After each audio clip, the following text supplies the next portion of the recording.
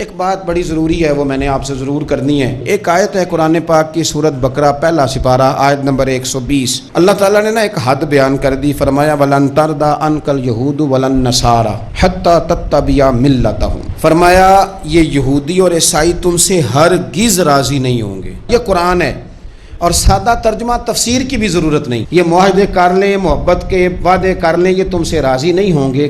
کب راضی ہوں گے؟ حتیٰ تتبع ملتہم، یہاں تک کہ تم ان کے دین کی پیروی کرنے لگ جاؤ۔ میرا جب پہلی دفعہ پاسپورٹ بنا تو میں نے سارا پڑھا، کتابیں پڑھنے کا شوق تھا شروع سے۔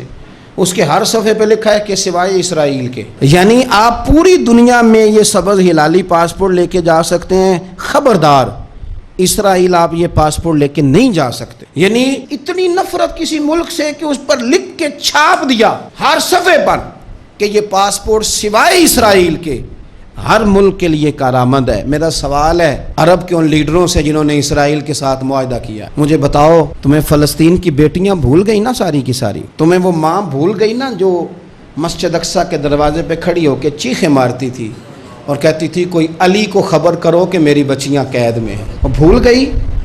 تمہیں وہ بہن بھول گئی نا جس پر شراب کی بوتل انڈیڑتے تھے اسرائیل کے فوجی؟ وہ آپ کو ابھی بھی ویڈیو مل جائے گی، وہ انڈیلتے تھے شراب کی بوتل، اسے پکڑتے تھے، دست درازی کرتے تھے، اور وہ بیٹی کہتی تھی یا رحمت للعالم۔ بھول گیا تمہیں وہ سارا کچھ؟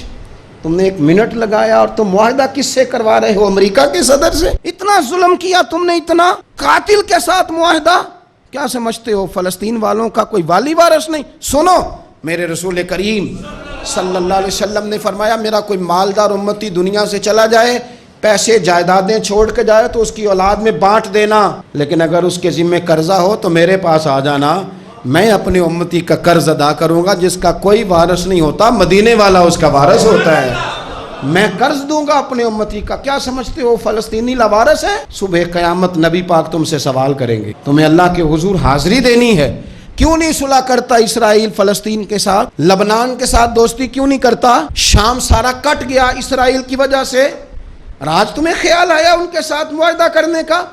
ہمیں سبق پڑھاتے ہو، خدا سے ڈرو۔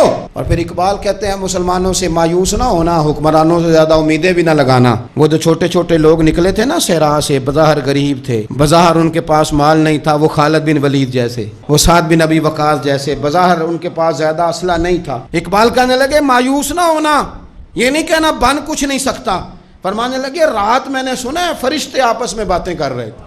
واہ اقبال، تیرا بھی انداز کتنا نرالا ہے۔ کہنے لگے رات فرشتے آپس میں باتیں کر رہے تھے، میں نے سن لی ہیں۔ بھلا وہ کیا کہہ رہے تھے؟ یہ سارے لوگ نا خالد بن ولید، سعد بن ابی وقاص، یہ صحرا کے رہنے والے تھے، اور اس وقت کی سب سے سپر پاور روما کہلاتی تھی، الٹ پلٹ کے رکھ دی ساری رومی سلطنت۔ تو اقبال کہنے لگے رات فرشتے آپس میں باتیں کر رہے تھے کہ سنا ہے پاکستان کے، ہندوستان کے مسلمان جوان مایوس ہو گئے۔ کہنے لگا نہ مایوس ہونا، نکل کے صحرا سے، جس نے روما کی سلطنت کو الٹ دیا تھا، نکل کے صحرا سے۔ گرمی دیکھو اس شعر کی، ولولہ دیکھو اس مرد کا جو مصور پاکستان ہے، نکل کے صحرا سے جس نے روما کی سلطنت کو الٹ دیا تھا، سنا ہے میں نے یہ قدسیوں سے، وہ شعر پھر ہوشیار ہوگا۔